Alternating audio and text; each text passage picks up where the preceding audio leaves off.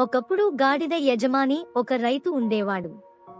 గాడిద వయసు పెరిగే కొద్దీ దాని యజమాని కోసం పనిచేసే సామర్థ్యం తగ్గిపోయింది. పొలాల్లో స్వేచ్ఛగా మేయడానికి కూడా రైతు అనుమతించాడు.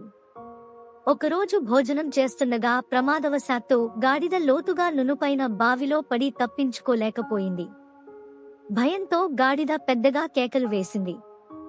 దాదాపు గంట తర్వాత గాడిద అరుపు విని రైతు ఇరుగు పొరుగు బావిలోకి చూశాడు.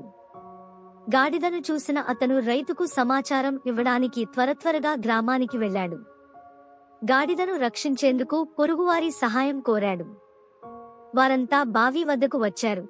లోపలికి చూడగా గాడిద చాలా నిరుత్సాహంగా కన్నీళ్లతో కనిపించడం చూశారు.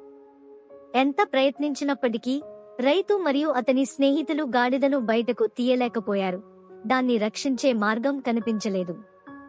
దీంతో రైతు తీవ్ర మనస్తాపానికి గురయ్యాడు. చాలా కష్టం తర్వాత అతను పాత గాడిదను బావిలో చనిపోవడానికి ఎంచుకున్నాడు. సాయం చేసేందుకు వచ్చిన ప్రతి ఒక్కరినీ మట్టితో కప్పాలని సూచించారు. అందరూ పెళ్లి సంబరాలు చేసుకుంటూ బావిలో మట్టి నింపడం మొదలుపెట్టారు. తనపై బురద చల్లడంతో గాడిద తీవ్ర మనోవేదనకు గురైంది.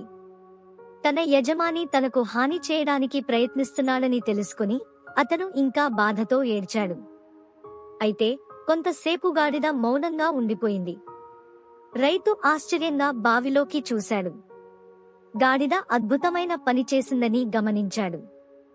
తన మీద బురద పడినప్పుడల్లా గాడిద తన భుజాలను కదిలించి మట్టిని కొట్టి దానిపై నిలబడేది.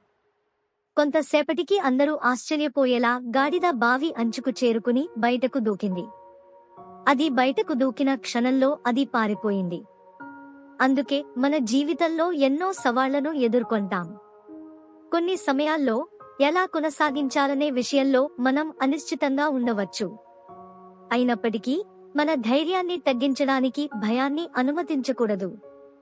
బదులుగా ఆ ఇబ్బందులను సవాళ్లుగా మార్చి వాటిని అధిగమించి ముందుకు సాగిపోదాం. గాడిద ధైర్యం కోల్పోయి ఉంటే అది ఖచ్చితంగా చనిపోయేది. అయినప్పటికీ ఆమె ధైర్యంతో ఆమె బురదను తొలగించగలిగింది మరియు చివరికి బావి నుండి తప్పించుకోగలిగింది. అదేవిధంగా మనం ఆశను కోల్పోకూడదు. బదులుగా మనం ప్రశాంతంగా ఆలోచించాలి. మనం ఎదుర్కొనే సవాళ్లను అవకాశాలుగా మార్చుకోవాలి మరియు మన జీవితంలో ముందుకు సాగాలి. అందుకే సవాళ్లు ఎదురైనా ధైర్యంగా ముందుకు సాగాలి.